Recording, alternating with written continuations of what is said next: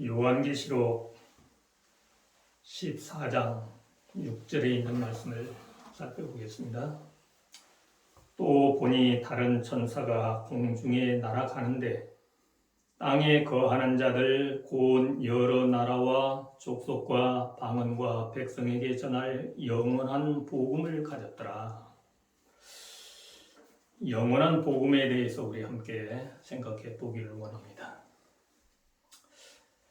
그런데 영원한 복음 세 천사의 기별을 보기 전에 오늘은 그 앞에 나와 있는 14장 1절부터 나타나 있는 인맞은 자에 대해서 먼저 살펴보겠습니다. 왜 그런가 하면은 하나님께서 영감액을 대쟁투 435쪽에 보면은 계시록 14장의 기별은 주님의 재림을 위하여 지상의 거민들을 준비시키게 될 삼중으로 된 경고의 기별이다. 이렇게 세 천사의 기별을 하나님께서 우리에게 주신 목적, 그 이유를 그렇게 설명하는 겁니다. 계시록 14장의 세 천사의 기별은 주님의 재림을 위하여 지상의 거민들을 준비시키게 될 삼중으로 된 경고의 기별이다. 이렇게 세 천사의 기별을 주시는 하나님의 목적을 그렇게 설명하고 있기 때문에 그 말을 다른 말로 말하면 14장 1절부터 나타나 있는 하나님의 인맞은 백성들, 다시 말해서 구원받을 백성들을 하나님께서 마지막 때에 준비시키는데 어떻게 하면 구원받을 인맞은 백성이 될 수 있는가 하는 그와 같은 복음의 내용이 세 천사의 기별이다, 그런 이야기입니다. 그렇기 때문에 먼저 우리가 하나님의 인이 무엇인가, 인맞은 자는 어떤 사람들인가 하는 것을 먼저 알아야 세 천사의 기별을 바르게 이해할 수 있기 때문에 오늘 이 시간에는 먼저 세 천사의 기별을 살피기 전에 인맞은 자에 대해서 먼저 살펴보고 다음 시간부터 세 천사의 기별을 차례대로 살펴보도록 하겠습니다.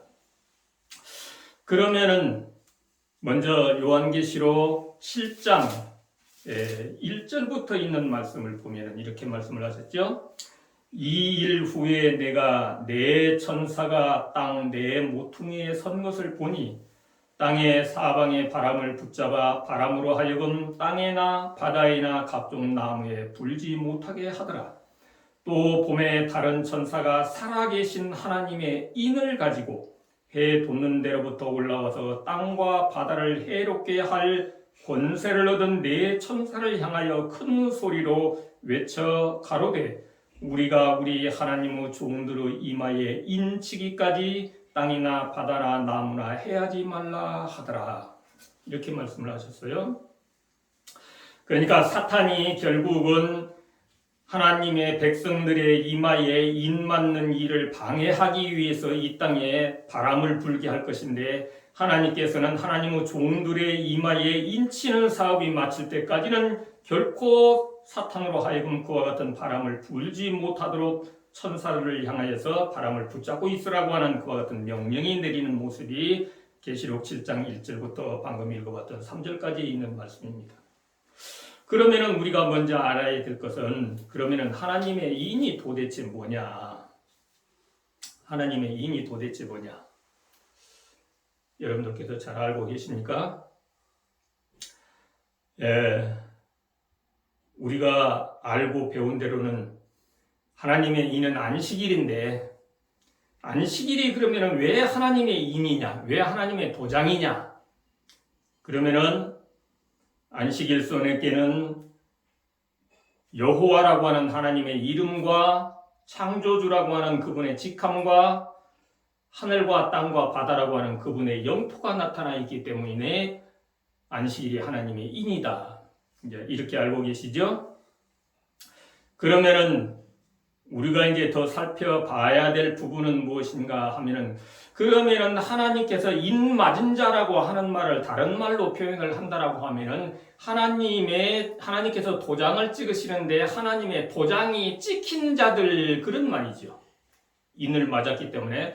그래서 하나님께서 당신의 종들의 이마에 하나님의 도장을 딱 찍었는데 우리가 그러면은 도장 찍힌 사람들의 이마에 과연 뭐라고 찍혀 있는가 하는 것을 살펴봐야 하나님의 하나님의 도장 속에 하나님의 이름이 뭐라고 기록되어 있는가 하는 것을 정확하게 살펴볼 수가 있는 겁니다.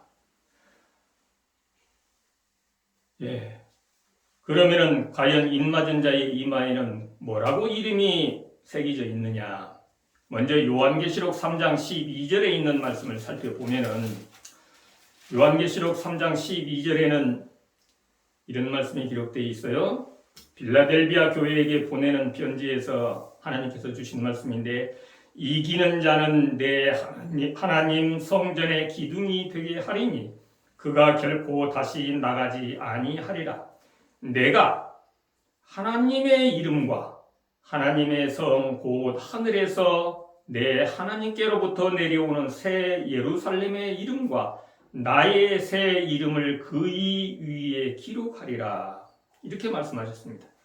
이기는 자는 승리한 자죠. 죄와 더불어 싸워서 승리한 자인데 그의 위에 기록하리라. 그 말은 다른 말로 말하면 그 사람의 이마에 기록하리라. 그런 말이 되겠죠. 그러면은 그 사람의 이마에 뭐라고 기록을 한다고 했는가? 하나님, 새 예루살렘, 그리고 예수님의 새 이름을 기록하겠다. 이렇게 말씀하셨어요. 그러면은 여기에서 이제 우리가 조금 잘 알 수 없는 부분은 예수님의 새 이름은 도대체 뭐냐? 그러면 이것도 살펴봐야 될 부분입니다. 그런데 늘 성경 말씀 가운데도 보면은 어느 한 책에 있는 말씀만을 가지고 설명이 다 어려울 때는 또 다른 책을 통해서 하나님께서 설명해 주시는 모습들을 우리가 깨달아 알 수가 있죠. 예를 들어서 말한다라고 하면 마태복음 24장 가운데서 예수님께서 과연 마지막 때에 예루살렘이 멸망하는 일이 언제 있겠습니까? 라고 제자들이 예수님께 물어봤을 때 예수님께서 말씀하시기를 멸망에 가증한 것이 거룩한 곳에 선 것을 보거든 너희는 도망하라고 그렇게 말씀을 하십니다. 그런데 그 말씀 속에서 그러면 멸망에 가증한 것은 무엇이고 거룩한 곳은 어디냐라고 하는 설명이 없죠. 그러나 누가복음 21장 가운데서는 다시 설명하기를 너희가 예루살렘이 군대에 에워싸이는 것을 보거든 이렇게 말씀을 다시 하십니다. 그렇기 때문에 다른 말로 말하면 마태복음 24장 가운데서는 멸망에 가증한 것이 무엇이고 거룩한 곳이 어딘가 하는 것을 확실히 알 수가 없는데 누가복음을 통해서 설명되기를 그 멸망에 가증한 것은 로마 군대를 말하고 거룩한 곳은 예루살렘을 말한다라고 하는 것을 우리가 이해할 수가 있듯이 하나님의 말씀이 언제나 한 군데에서 그 말씀에 대한 이해가 부족할 때는 또 다른 책을 통해서 하나님께서 설명해 주시는 것을 우리가 살펴볼 수가 있습니다. 그러면은 요한계시록 3장 12절에서 그와 같은 인맞은 자들의 이마에 하나님 새 예루살렘 예수님의 새 이름을 기록하리라 그렇게 말씀을 하셨는데 영감의 길 초기 문집 15페이지에는 뭐라고 말씀을 하셨느냐? 14만 4천 명은 모두 다 인을 받았으며 완전히 연합되어 있었다. 하나님의 도장을 받았다 그 말이에요. 인을 받았다 그 말은 그들의 이마에는 하나님이라는 글자와 새 예루살렘이라는 글자가 쓰여져 있었으며 예수님의 새 이름이 들어있는 영광스러운 별도 새겨져 있었다. 이렇게 기록을 합니다. 그러니까 계시록 3장 12절에 나와 있는 말씀을 그대로 다시 보여주신 것이죠. 하나님이라는 글자와 새 예루살렘이라는 글자와 그 다음에 예수님의 새 이름이 들어있는 영광스러운 별도 새겨져 있었다. 이렇게 말씀을 하고 있어요. 계시록 3장 12절에 있는 말씀을 그대로 말씀하시는 건데 또 교회증언 1권 59쪽에는 뭐라고 기록을 하셨느냐? 14만 4천 명은 모두 인을 받고 완전히 연합하였다. 그들의 이마에는 하나님 새 예루살렘이라는 말이 쓰여 있었으며 예수님의 새 이름을 새긴 빛나는 별이 있었다. 이렇게 기록을 합니다. 그러니까 계시록 3장 12절이나 초기 문집 15쪽이나 교회 증언 1권 59쪽에 있는 말씀은 똑같은 내용이에요. 하나님의 이마에 인맞은 14만 4천 명의 이마를 봤더니 그들의 이마에는 하나님, 새 예루살렘, 예수님의 새 이름, 이렇게 설명을 하고 있어요. 그러면 여기서도 설명이 다 안 되는 부분이 예수님의 또 다른 이름, 예수님의 새 이름이 과연 무엇인가 하는 것이 안 나타나 있죠. 그리고 하나님이라고 하는 이름은 사실상은 그게 어떤 이름은 아닙니다. 왜 그런가 하면 하나님 이렇게 부를 때는 우리가 일반적으로 그냥 하나님을 부르는 이름인데, 우리는 하나님이라고 그렇게 부르는 것은 삼위일체를 믿기 때문에 하나님은 하나이신 하나님이라 해서 하나님이라고 불러요. 그러나 삼위일체를 믿지 않는 사람들은 하늘에 계신 분이라 해서 하느님 그렇게 부르지요. 그러한 이름이기 때문에 하나님이라고 하는 이름도 과연 어떤 이름인지 확실치 않고 예수님의 새 이름도 어떤 이름인지 확실히 나타나 있지 않는데, 그것을 우리가 다시 확실히 알기 위해서 하나님께서 요한계시록 14장 1절부터 우리에게 말씀을 주시는 겁니다. 요한계시록 14장 1절에 보니까 이렇게 말씀하셨어요. 또 내가 보니 보라, 어린 양이 시온산에 섰고 그와 함께 14만 4천이 섰는데 그 이마에 어린 양의 이름과 아버지의 이름을 쓴 것이 있도다. 이렇게 말씀을 하십니다. 그렇기 때문에 이 말씀 계시록 3장 12절, 조기문집 15쪽, 교회증언 1권 59쪽, 계시록 14장 1절을 종합해서 정리를 하면 하나님의 인맞은 자, 하나님의 도장 찍힘을 받은 자들의 이마에는 아버지, 새 예루살렘, 어린 양, 이렇게 그 이마에 하나님의 도장이 찍혀 있는 것을 우리는 정리해서 살펴볼 수가 있습니다. 그러면은 도장이라고 하는 것은 자기의 이름이 새겨져서 그 도장을 찍으면 자기의 이름이 찍히는 거잖아요. 그러면은 하나님의 도장이 찍혔으니까, 하나님의 인을 찍었으니까 하나님의 이름이겠죠. 근데 우리가 알듯이 하나님의 이름은 여호와신데 여호와라고 하는 이름은 없고 아버지, 새 예루살렘, 어린 양 이렇게 찍혀 있단 말이에요. 그러면 이제 이 이름이 안식일 속에 과연 그렇게 새겨져 있는가 하는 것도 살펴봐야 되고, 그러면 이 이름은 하나님의 도장이니까 하나님의 이름일 텐데 하나님의 어떤 이름이냐, 이제 이것을 우리가 먼저 살펴봐야 됩니다.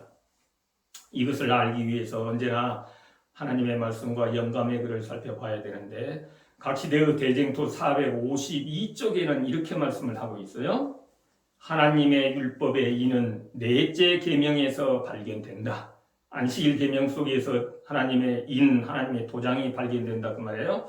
10계명 중 넷째 계명만이 율법을 주신 분의 이름과 직함을 나타내고 있다. 그러니까 안식일이 하나님의 인, 하나님의 도장인데 그 안식일 속에는 여호와라고 하는 하나님의 이름과 하나님의 직함이 나타나 있기 때문에 안식일이 하나님의 인이다. 이렇게 설명을 하고 있거든요. 그러면은 인맞은 자의 이마를 봤더니 아버지, 새 예루살렘, 어린 양 이렇게 찍혀 있는 이 이름은 하나님의 직함이다. 이렇게 이해를 하시면 되겠습니다. 다른 말로 여호와라고 하는 그 하나님의 본명, 하나님의 귀하신 이름은 우리들의 이마에 찍히지 않냐고, 그 대신에 하나님의 직함이 우리들의 이마에 찍혀 있다고 말이죠. 직함이라고 하는 것은 우리가 잘 알듯이 목사, 그러면 그 직함만 들어도, 목사라고 하는 직함만 들어도 이분은 무슨 일을 하시는 분이다 하는 것이 직함 속에 나타나 있지요. 예를 들어서 의사, 그러면 의사라고 하는 직함 속에 이 사람은 무슨 일을 하는 분이다 하는 것이 그 직함만 들어도 다 나타나 있듯이 직함이라고 하는 것은 그런 것이죠. 그러면은 아버지라고 하는 직함은 도대체 무슨 일을 하시길래 아버지라고 하는 직함을 가지고 계시고, 새 예루살렘이라고 하는 직함은 도대체 무슨 일을 하시길래 새 예루살렘이라고 하는 직함이 가지고 계시고, 어린 양이라고 하는 직함은 도대체 무슨 일을 하시길래 어린 양이라고 하는 직함을 가지고 계시는가, 우리가 오늘은 그것을 좀 중점적으로 살펴보려고 합니다. 그런데 과연 그 이름들 속에, 그 직함 속에 들어있는 이름들이 도대체 무슨 일을 하시는가 하는 것을 자세히 알기 위해서는 성경을 대조적으로 살펴봐야 될 필요가 있는데 계시록 14장 4절 가운데 보면은 그 인맞은 자들에 대해서 설명하기를 이 사람들은 인맞은 14만 4천 명은 여자로 더불어 더럽히지 아니하고 정절이 있는 자라 어린 양이 어디로 인도하든지 따라가는 자며 사람 가운데서 구속을 받아 처음 익은 열매로 하나님과 어린 양에게 속한 자들이니 이렇게 말씀합니다. 다른 말로 말하면 이 사람들은 여자로 더불어 더럽히지 아니하고 정절이 있는 자라. 이 말은 정결한 처녀라 그런 말이지요. 요약하면. 그래서 14만 4천인은 정결한 처녀입니다. 그와 반면에 성경 가운데는 또 어떤 사람들이 있는가 하면 음녀가 나와요. 음녀는 정결한 처녀하고는 반대되는 사람들이죠. 그런데 이 음녀들의 이마에도 이름이 기록되어 있어요. 그러면은 정결한 처녀들, 하나님의 인맞은 백성들은 하나님의 구원받을 백성들에게 하나님께서 너는 내 백성이라고 하는 그와 같은 소유로 하나님께서 도장을 찍으셨다라고 하면은 음녀들의 이마에 나타나 있는 이름은 사탄의 도장이겠죠. 사탄의 인을 받은 자들. 다음에 둘째 천사에 기별하면서 조금 더 자세히 설명하겠습니다만은 다른 말에서 반대되는 정결한 처녀에 반대되는 음녀들의 이마에도 이름이 기록되어 있는데 그 이름은 사탄의 직함이란 말입니다. 다른 말로 말해서 정결한 처녀들 이마에 인맞은 그 하나님의 이름이 하나님의 직함이라고 하면은 음녀들의 이마에 찍혀 있는 그 이름은 사탄의 직함이라 이렇게 우리가 설명을 해야 맞겠죠? 그러면은 음녀들의 이마에는 뭐라고 이름이 기록되었느냐? 요한계시록 17장 5절 그 이마에 이름이 기록되었으니 비밀이라 큰 바벨론이라 땅의 음녀들과 가증한 것들의 엄이라 하였더라. 이렇게 말씀을 하고 있어요. 여기에도 보니까 이름이 3개가 기록되어 있죠. 다른 말로 말하면 사탄의 직함도 셋이 나타나는데 첫 번째 비밀, 두 번째 바벨론, 세 번째 땅의 음녀들과 가증한 것들의 어미 이렇게 기록이 되어 있어요. 그러면은 먼저 우리가 이제 하나님의 인맞은 자들의 이마에 나타나 있는 하나님의 직함 그러면 그 직함을 통해서 하나님께서 무슨 일을 하시는가 하는 것이 나타나 있는데 사탄의 인을 맞은 음녀들의 이마에 나타나 있는 사탄의 직함 사탄이 무슨 일을 하길래 도대체 사탄의 인맞은 자들에게는 그런 이름이 기록되어 있는가 하는 것을 비교해서 살펴보면은 하나님께서 무슨 일을 하시는 분인가 하는 것을 조금 더 이해하기가 쉬울 겁니다. 그러면 여기에서 먼저 살펴보니까 사탄의 인맞은 자들 음녀들의 이마에 기록된 이름 가운데 비밀이라고 하는 이름이 있어요. 비밀.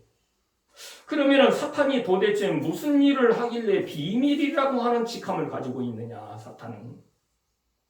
그 말씀을 우리가 알기 위해서 고린도전서 15장 51절 가운데 보면은 뭐라고 말씀을 하셨는가 하면은 보라 내가 너희에게 비밀을 말하노니 그 비밀을 설명합니다. 우리가 다 잠잘 것이 아니요 마지막 나팔에 순식간에 호련히 다 변화하리니. 그러니까 보라 내가 너희에게 비밀을 말하노니 우리가 다 잠잘 것이 아니요 그 말은 죽은 자들이 다 잠자고 있을 것이 아니요 그런 말이죠. 그러니까 사탄의 이마에 나타나 있는 사탄의 직함이 비밀인데 그 비밀이 난 죽음에 관한 이야기입니다. 죽음. 그러면 사탄의 직함이 비밀, 곧 죽음이라 그 말은 사탄이 무슨 일을 하는 자라고 하는 것을 설명하고 있는가 하면 사탄은 우리를 죽이는 일을 한다. 그 말이에요. 사탄은 끊임없이 우리를 죽이는 일을 하죠. 그래서 사탄의 직함을 비밀이라고 설명합니다. 죽음이라 그 말이에요. 죽음. 그의 직함이 죽음이에요. 그러면은 사탄이 아담과 하와에게 거짓말을 하죠. 너희가 선악과를 먹어도 결코 너희는 죽지 아니하리라. 왜 거짓말을 해서 미혹을 했어요? 죽이려고. 죽게 만들려고. 결국은 그래서 아담과 하와가 선악과를 따먹고 죽게 되었단 말이에요. 그래서 사탄은 끊임없이 우리 인류를 향해서 하는 일이 죽이는 일을 해요. 결국은 큰 멸망받도록 우리를 이끄는 일을 사탄은 하고 있다 그 말이에요. 그래서 때로는 거짓말도 서슴지 않고 하고 하나님을 모독하는 일도 서슴지 않고 하고 그런 일들을 사탄은 한다. 그래서 사탄은 우리를 죽이는 일을 하기 때문에 사탄의 직함 가운데 하나가 비밀이라 이렇게 새겨지죠. 그러면 그와 반대로 하나님의 입맞은 자들의 이마에는 아버지라고 하는 이름이 새겨져 있어요. 아버지. 그러면 그 이름에 과연 무슨 일을 하시길래 아버지라고 하느냐. 옛날에 저희 시골 마을에 한 분이 교회를 나오시면서 이런 질문을 해요. 장로님, 내가 궁금한 게 하나 있는데요. 뭔가요? 아니, 내가 우리 아버지한테 아버지라고 부르면은 내 아들은 할아버지라고 부르고 그 밑에 손자는 징조 할아버지라고 그렇게 부르는데 어째서 하나님은 아버지도 아버지, 아들도 아버지, 손자도 아버지, 전부 다 아버지라고 불러요? 그 의미가 뭘까요? 아버지라고 하는 말은 나에게 생명을 주신 분이다 그 말이에요. 생명을 주신 분. 그래서 우리가 부르는 이름 가운데도 다 아버지가 들어있고 그래서 아버지, 할 아버지, 징조할 아버지, 고조할 아버지 전부 다 아버지가 들어가는 거예요. 왜? 그분으로 말미암아 생명이 시여되어서 결국은 아버지라고 하는 이름은 우리에게 생명을 주신 분이다 그 말이에요. 그래서 우리가 하나님은 우리를 창조하신 하나님, 흙으로 우리를 만드셨죠. 흙으로 만들어놨을 때는 그냥 죽은 상태예요. 그거 생명이 있는 존재가 아닌데 하나님께서 그 코에 생기를 불어넣어서 우리를 살리셨다고 말이에요. 그래서 그분은 우리의 아버지예요. 그러니까 하나님의 직함이 아버지라 그 말은 하나님은 우리를 살리는 일을 하신다. 그래서 고린도전서 15장 1절에도 비밀에 대해서 설명하면서 하나님께서 결국은 우리를 죽어있는 상태대로 그냥 잠자도록 놓아두지 아니하시고 다시 우리를 살리시는 일을 하신다. 그래서 하나님은 우리에게 아버지라고 하는 직함을 가지고 계신다. 여기까지 이해하시겠습니까? 사탄은 우리를 죽이는 일을 하기 때문에 그 사탄의 직함은 비밀이고 하나님은 우리를 살리는 일을 하시기 때문에 하나님의 직함은 아버지다. 그 말이에요. 그 다음에 두 번째 이름을 살펴보겠습니다. 새 예루살렘이에요. 하나님의 입맞은 자들의 이마에. 그런데 사탄의 입맞은 자의 이마에는 반대로 바벨론입니다. 바벨론. 먼저 그러면 사탄의 입맞은 자들의 이마에 나타나 있는 바벨론이라고 하는 이름은 왜 사탄의 직함이 바벨론이냐? 나중에 둘째 전사의 기별을 설명하면서 조금 더 말씀드리겠습니다만 바벨론이라고 하는 직함을 가진 것은 그는 온 세상 사람들을 음행하게 하는 일을 하기 때문에 그를 바벨론이라고 합니다. 또 바벨론이라고 하는 말은 우리가 잘 알다시피 혼잡하다 그런 말이죠. 혼잡하다라고 하는 말은 하여간 정리되지 못하고 어지럽고 복잡하고 이렇게 얽혀 있는 건데 아마 이 세상에서 머리가 가장 혼잡하고 어지러운 사람이 음행하는 사람들이 아닐까 그런 생각이 들어요.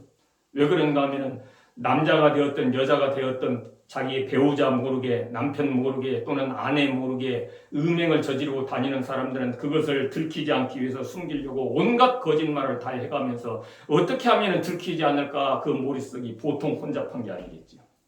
그래서 음행하게 하는 일을 하는 자다 그 말입니다. 사탄의 직함이 바벨론이라고 하는 말은 사탄은 우리를 음행하게 한다.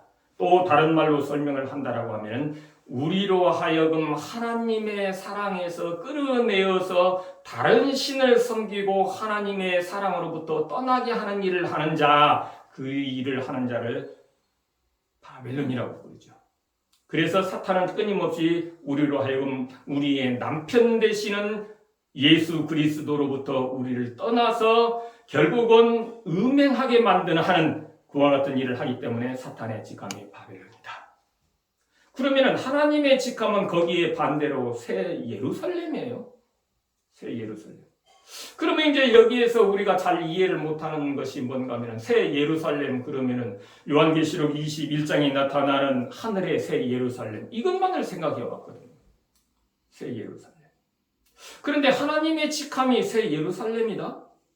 물론 앞부분에서 사탄의 직함이 비밀이라고 하는 말도 아마 어떤 분들은 처음 들어보시죠. 근데 비밀이라고 하는 말이 도대체 무슨 것인가 알아봤더니 죽이는 일을 하는 자를 결국은 비밀이라고 하는 직함으로 불렀단 말이에요.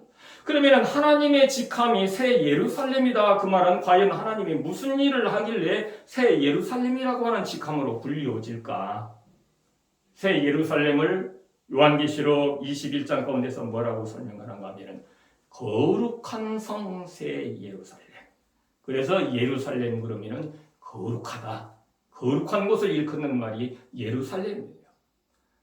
앞에서도 말씀을 드렸듯이 마태복음 24장이나 누가복음 21장을 통해서 보니까 거룩한 곳은 예루살렘을 나타내었어요. 그래서 예루살렘 그러면은 거룩한 곳이에요. 그러니까 하나님의 직함이 새 예루살렘이다. 그 말은 하나님은 거룩하게 하는 일을 하시는 분이다. 그런 뜻이죠. 그렇기 때문에 그분이 늘 하나님은 우리를 거룩하게 하는 일을 하셔요. 사탄은 우리를 음행하게 하는 일을 하지만은 다른 말로 말해서 가증스럽고 더러운 일을 하게 하는 일을 사탄은 하지만은 하나님께서는 그와 같은 더러운 곳에서 벗어나서 우리의 마음이 거룩하게 되도록 하는 일을 하시는 분이기 때문에 하나님의 직함은 새 예루살렘이라고 불리는 겁니다. 그래서 새 예루살렘 그러면은 그냥 아까 말씀드린 대로 우리가 하늘에 있는 새 예루살렘 도성만을 생각하는데 하나님의 직함이 그 새 예루살렘 도성의 이름과 똑같은 새 예루살렘이라고 하는 직함이 주어진다. 그래서 아까 살펴본 요한계시록 3장 12절 가운데도 그렇게 설명하셨죠. 하늘에서 하나님께로부터 내려오는 새 예루살렘의 이름과 그 이름을 우리 이마에 기록을 한다고 하셨거든요. 그래서 하나님의 직함이 새 예루살렘인 것은 하나님은 우리를 거룩하게 하는 일을 하신다. 이렇게 우리가 설명을 드리면은 여러분들께서 이해를 하실지 모르겠네요. 그래서 하나님은 그런 일을 하시는 분이다. 그 다음에 마지막 세 번째, 하나님의 인맞은 자들의 이마에는 어린 양이라고 하는 이름이 새겨져 있어요. 근데 이제 사탄의 인맞은 자들, 음녀들의 이마에는 음녀들과 땅의 음녀들과 가증한 것들의 어미라 하였더라. 어미는 이렇게 뭐 낳는 일을 하는 게 어미죠. 뭐 아이를 낳고 그래서 뭐 다 이렇게 어미라고 부르는 건 뭐 새들도 새의 어미 그러면은 뭐 알을 낳아서 새끼를 이렇게 하는 게 그게 어미죠. 그러니까 그냥 간단히 이야기하면은 가증한 것들의 어미라고 하면 가증한 것, 죄된 것, 참으로 하나님께서 보실 때에 가증스러운 죄들을 만들어내고 생산해내고 그것을 그렇게 하는 일을 사탄이 하기 때문에 사탄의 직함이 가증한 것들의 어미라고 불리는 겁니다. 그래서 그와 같은 사탄의 일을 하는 그와 같은 자들의 이마에는 그런 이름이 찍히는 거예요. 가증한 것들의 어미예요. 가증한 것들을 만들어내고 생산해내는 일을 한다 그 말이죠. 그런데 그런 일들을 사탄은 해서 끊임없이 하나님의 백성이라고 하는 우리들의 마음 속에서도 끊임없이 사탄은 가증한 그와 같은 가증스러운 그와 같은 마음들을 우리의 마음 속에 자꾸만 속삭여서 미혹해서 우리로 하여금 그와 같은 하나님 앞에서 가증스러운 일을 하게 해서 우리로 하여금 멸망받게 하는 일을 한다고 말이에요. 사탄. 그와 반대로 하나님의 인맞은 자들의 이마에는 어린 양이라고 되어 있어요. 그러면 어린 양이라고 하는 이름은 도대체 하나님께서 무슨 일을 하시길래 어린 양이라고 하는 직함으로 불리우냐? 우리 여러분들 잘 아시는 대로 침례 요한이 예수님을 향하여서 말하기를 세상 죄를 지고 가는 하나님의 어린 양이로다. 이렇게 예수님을 가리켜서 말씀하셨습니다. 그러니까 예수님의 직함이 어린 양인데 예수님의 직함이 어린 양인 것은 그분이 세상 죄를 지고 가는 이 일을 하셨기 때문에 그분의 직함이 어린 양이신 거예요. 만약에 예수님이 세상 죄를 지고 가는 일을 안 하셨다면 그분에게 어린 양이라고 하는 직함이 붙을 수가 없는 것이다. 그 말이죠. 이게 세상 죄를 지고 가는 일을 하셨다. 그 말은 조금 더 적극적인 이야기로 하면은 내 죄를 짊어지고 가셨다. 그래서 그분이 내 죄를 짊어지고 어린 양으로서 십자가에 죽으신 것은 내 죄를 대속하시기 위해서, 속죄하기 위해서 그 일을 하셨죠. 그래서 내 죄를 용서하셨기 때문에 우리가 예수님께서 어린 양으로서 내 죄를 대속하셨다라고 하는 것을 믿는 우리에게는 하늘의 죄의 책에서 우리의 모든 죄들을 다 도말해버리는, 삭제해버리는 그와 같은 일을 하죠. 요한계시록을 쭉 살펴보면은. 그래서 예수님, 하나님의 이름이 어린 양이다. 그 말은 그분은 우리의 죄를 대속하시고 속죄하셔서 우리의 죄를 도말하는 일을 하시는 분이다. 그런 이야기예요. 사탄은 우리에게 가증스러운 것들의 어미로서 끊임없이 우리로 하여금 가증스러운 일을 하게 하는 그와 같은 일을 하지만 하나님은 우리의 마음속에 있는 그와 같은 가증스러운 죄들을 다 당신이 대신 대속 제물로 십자가에서 어린 양으로 죽으시고 우리의 모든 죄에 회개한 영혼들의 죄에 대해서 죄의 기록을 온전히 다 도말해버리는 그와 같은 일을 하시는 일을 하기 때문에 하나님의 직함이 어린 양이다. 여기까지 다 이해를 하시겠습니까? 하나님께서 우리를 위하여 과연 그렇게 일을 쭉 하시는데 그러면 도대체 하나님께서 아버지로서 끊임없이 나를 살리는 일을 하시고 그분이 새 예루살렘으로서 나로 하여금 거룩하게 하는 일을 하시고 그분이 어린 양으로서 나의 모든 죄를 대속하시고 나의 죄를 도말하시는 그와 같은 일을 하시는 것을 우리가 믿는다라고 하면 그와 같은 믿음을 가지고 있는 백성들은 과연 어떻게 살아야 되는 것이냐, 이게 이제 중요한 것이지 않겠어요? 과연 그러면 우리는 어떠한 그런 믿음을 가지고 그걸 믿으면서 사는 백성들은 과연 어떻게 믿고 살아야 우리들의 이마에 그와 같은 아버지 새 예루살렘 어린 양이라고 하는 하나님의 도장이 찍힐 수 있는 것이냐. 그 부분에 대해서는 새 천사의 기별 속에 이제 그와 같은 기별이 나타나는데 구체적으로 우리가 어떤 믿음을 가지고 어떻게 살아야 되는가 하는 것을 하나님께서 첫째, 둘째, 셋째 천사의 기별을 통해서 아버지 새 예루살렘 어린 양이라고 하는 그와 같은 하나님의 직함과 함께 우리가 어떠한 믿음의 삶을 살아야 되는 것이 설명되어 있기 때문에 새 천사의 기별을 통해서 자세히 다시 한번 설명을 드리고 우리가 하나님의 귀한 영원한 복음을 살펴보려고 합니다. 그러면 오늘 다음 시간부터 그 새 천사의 기별을 말씀드리기로 하고 오늘은 조금 더 한 말씀 이 부분에 대해서 살펴보기를 원하는 것은 아까 요한계시록 7장 1절부터 3절까지 있는 말씀을 살펴보니까 내 바람이 나와요. 그 다음에 그 바람을 붙잡고 있는 네 천사를 향하여서 하나님의 인을 가지고 있는 천사가 그 네 천사에게 우리가 우리 하나님의 종들의 이마에 인치기까지 그 바람을 붙잡고 있으라고 명령을 하시는데 과연 그 바람은 도대체 무엇을 상징하는 것인가? 여기까지만 오늘 말씀을 드리려고 합니다. 그러면 여러분들께서는 어떻게 알고 계시는지 모르지만 각시대의 대쟁투와 증언보감에 있는 말씀을 살펴보면 하나님께서 영감의 글을 통하여서 뭐라고 설명을 했는가 하면 이 바람은 전쟁과 재난을 상징한다. 이렇게 설명이 되어 있어요. 그런데 교회증언 5권 152쪽에서는 조금 다르게 설명을 합니다. 그러니까 아까도 우리 초기 문집이나 교회증언 1권 59쪽이나 계시록 3장 12절에나 요한계시록 14장 1절에 있는 말씀을 전부 다 합쳐서 종합적으로 정리해 볼 때에 인맞은 자의 이마에는 아버지 새 예루살렘 어린 양이라고 하는 직함이 나타나 있는 것을 살펴봤듯이 우리 예언의 신 가운데 있는 말씀들도 어느 한 책에 있는 말씀만을 딱 보고 이게 전부라고 생각하시면 큰 잘못이죠. 여기저기에 있는 말씀을 하나님께서 그렇게 말씀을 하셨는데 그래서 쭉 정리해 보면은 전체적으로 이 바람은 도대체 뭘 말씀하시는 것인가 하는 것을 우리가 이해를 할 수가 있습니다. 그러면 이제 각시대의 대쟁투나 증언보감 가운데는 바람과 재난, 바람은 전쟁과 재난으로 설명을 하셨어요. 근데 교회증언 5권 152쪽에서는 조금 다르게 설명을 했는데 이렇게 설명을 합니다. 교회증언 5권 152쪽이에요. 우리가 어떤 값으로도 팔 수 없는 때가 다가오고 있다. 짐승의 표를 가진 자 외에는 어떤 사람에게도 사거나 파는 일을 금지하는 법령이 미국에 내리게 될 것이다. 우리 재림 성도라고 하면은 일요일 휴업령 짐승의 표 너무나 많이 들어본 말씀이죠. 앞으로 그런 일이 있을 것이다. 그런데 우리는 극히 최근에 캘리포니아에서 이 일이 실현되는 것을 보았다.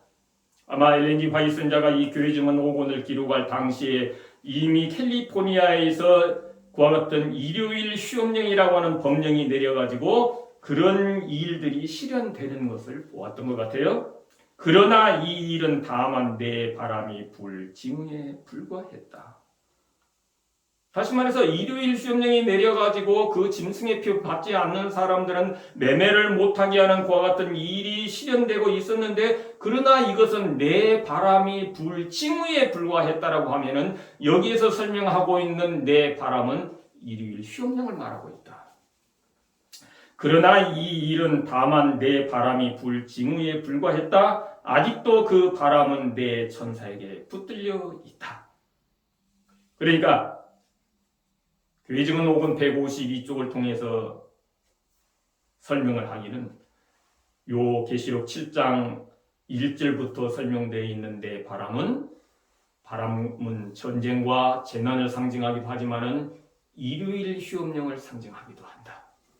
그래서 하나님께서 천사를 통해서 우리가 우리 하나님의 종들의 이마에 인치길 때까지는 결코 이 땅에 일요일 휴업령이 내리지 못하도록 붙잡아라라고 하는 그와 같은 명령을 하시는 거예요. 우리는 아직 준비되지 않았다. 아직도 완수해야 할 사업이 있다. 그 후에 천사들은 놓도록 명령을 받고 내 바람은 지상에 불게 될 것이다. 그것은 하나님의 자녀들에게, 전쟁과 재난이라고 하는 것은 하나님의 자녀들에게만 나타나는 환난은 아니에요. 그런데 여기에서는 이렇게 이야기해요. 그 내 바람은 지상에 불게 될 것이다. 그것은 하나님의 자녀들에게 결정적인 때, 개국 이래로 없었던 환난의 때가 될 것이다. 일요일 휴업령을 말하기 때문에 하나님의 백성들에게 그런 환난의 때가 된다고 말해요. 지금은 우리가 일할 기회이다. 아직 일요일 휴업령이 내리지 않은 이때에 우리는 일할 기회다 그 말입니다.